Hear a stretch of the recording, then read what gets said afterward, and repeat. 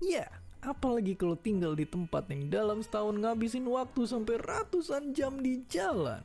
Coba bayangin kalau misal kita tinggal di sana selama 70 tahun, itu berarti 3 tahun hidup kita dipakai cuma buat nungguin mobil depan gerak.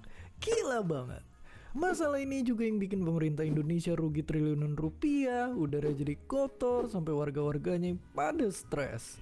Jadi, adakah satu solusi buat masalah ini?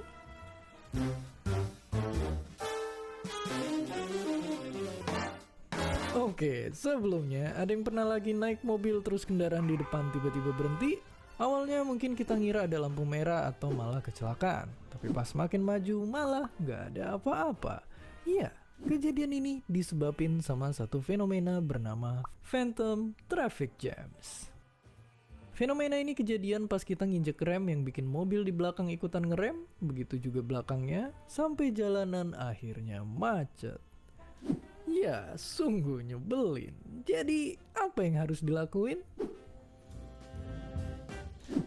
Simpelnya kita bisa ngubah cara kita nyetir dengan ngejaga kecepatan dan jarak antara mobil depan dan belakang. Selain ngehindarin kecelakaan, mobil belakang jadi punya cukup waktu buat ngerem dan akhirnya nggak ada lagi macet yang disebabin orang main TikTok sembarangan. Ya, kedengarannya emang simple, tapi masalahnya kita nggak ada yang sekompak itu dan mungkin cuma bisa diterapin sama mobil pinter yang bisa jalan sendiri. Oke, mereka memang udah ada, tapi tentu masih mahal-mahal. Dan ya, mungkin cara lain yang kepikiran buat ngurangin macet itu dengan nambahin jalan baru. Tapi percaya nggak percaya, ternyata nambah jalan malah bisa nambah kemacetan. Kenapa bisa begitu?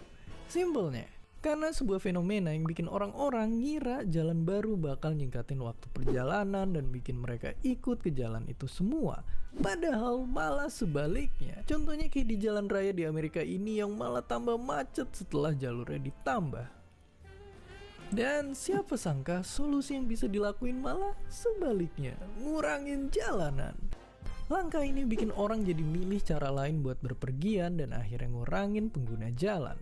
Kayak daerah di Korea Selatan ini yang ngubah salah satu jalan tol jadi tempat wisata, yang bikin para pengguna jalan pindah ke transportasi umum. Jadi gimana menurut kalian? Bisakah cara ini diterapin di Indonesia? Komen di bawah. Ya, macet itu masalah yang ribet, dan selain cara-cara tadi, kita juga masih bisa nerapin jalan berbayar, biar orang ogah nyetir atau bawa motor sendiri, sampai cara yang paling simpel, naik kendaraan umum.